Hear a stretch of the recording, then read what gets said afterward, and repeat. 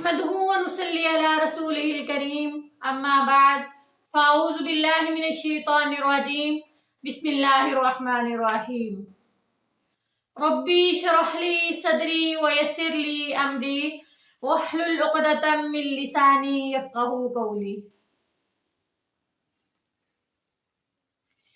किसी भी मुसलमान के फौत हो जाने के बाद वो जो तरका छोड़ता है, चाहे वो माल की शक्ल में हो या साजो सामान की शक्ल में हो, वो उसका वर्सा या तुर्का कहलाता है। अल्लाह ताला ने बज़ाते खुद कुरान मजीद में वो उनके मुस्तहकीन के हवाले कर दिया है, यानी हर किसी का हिस्सा अल्लाह ताला ने बज़ाते खुद उन तक पहुंचा दिया है कि इतना फलां का हिस्सा होगा, इतना फलां का हिस्सा होगा और इतना फलां का होगा। अल्लाह ताला ने खुद इसके हिस्से किए हैं। सारी सूरतें सूरत नसा की आयतों में अल्लाह ताला ने बयान कर दी हैं। जो थोड़ा बहुत इबहाम था वो हमारे रसूलुल्लाह सल्लल्लाहु अलैहि वसल्लम ने अल्लाह ताला की वही के साथ तफसील से बयान कर दिया है, और इससे बड़ी बड़ी किताबें भी लिखी गई हैं। इस वर्सा, इस तुर्का जो वो पीछे छोड़ जाते हैं, इस पर बड़ी बड़ी उलमा की बहुत बड़ी किताबें भी लिखी हुई हैं।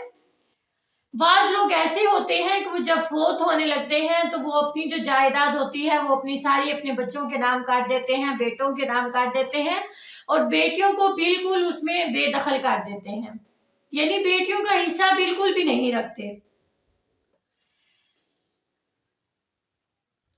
कि पीछे अपनी जो थोड़ा बहुत माल है, बाज लोग ऐसे होते हैं कि दुनिया के माल के पीछे पड़े रहते हैं। जो माल दुनिया का है वो दुनिया में रह जाना है, अपने साथ तो वही जाना है जिसका हमें अल्लाह ताला ने हुक्म दिया कि हमें क्या करना चाहिए। यानी दुनिया के पीछे अपनी जो हमेशा की जिंदगी है, अपने हमेशा का जो सुकून है उसको बर्बाद कर लेते हैं, खत्म कर लेते हैं। बाज़ दफ़ा ऐसा होता है कि आलम दीनदार लोग जब फौत होने लगते हैं तो वो अपने बच्चों को कहते हैं कि ये हिस्सा इनका है, यानी बेटों को दे देते हैं, बेटियों को छोड़ देते हैं। आप सल्लल्लाहु अलैहि वसल्लम ने फरमाया कि जो अपनी बेटियों को जायदाद का वारिस नहीं बनाते, उनका हिस्सा नहीं देते, उन पर अल्लाह ताला का बहुत सख्त अजाब है।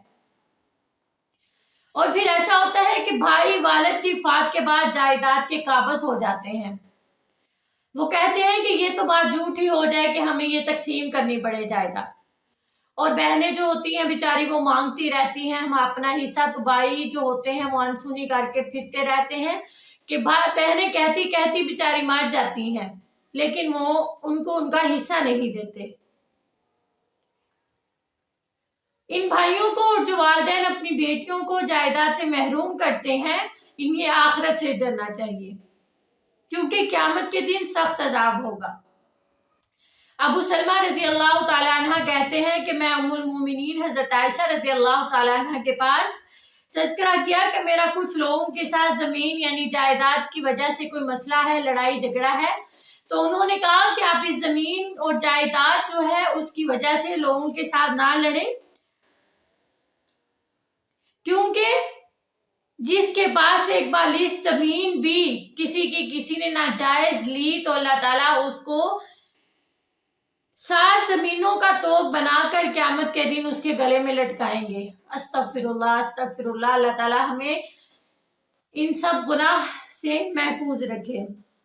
इसका बहुत बड़ा अजाब होगा, इसका जो अजाब है वो दर्दनाक है। लेकिन आजकल के जो लोग हैं वो इन बातों को बिल्कुल ही भूल गए हैं, उन्हें पता ही नहीं है। बस ये कहते हैं कि हमारी बेटे हैं, हम अपने बेटों को दे देते हैं। बेटियां क्या, बेटियों ने तो अगले घर चले जाना है।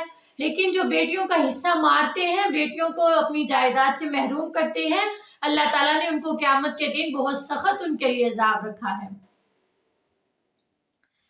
वैसे भी हुकूकुल जो इबाद हैं तब तक अल्लाह ताला उनको माफ नहीं करेगा जब तक बंदे माफ नहीं कर देंगे।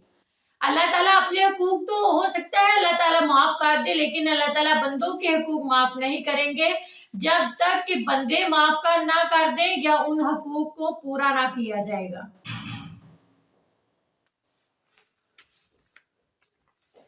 रसूलुल्लाह सल्लल्लाहु अलैहि वसल्लम फरमाया करते थे, ला तउद्दुन्नल हुकूक क़ब्ल यौमिल क़ियामा, तुम तुम क़यामत से पहले उनके सारे हकूक अदा कर दो।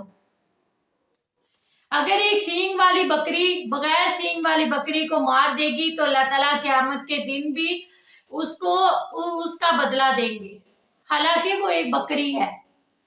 अल्लाह ताला उनके दरमियान में भी इंसाफ करेंगे। तो ये फिर भी इंसान है, अगर इनके साथ बेइंसाफी की जाएगी तो अल्लाह ताला हमें कहाँ माफ करेंगे।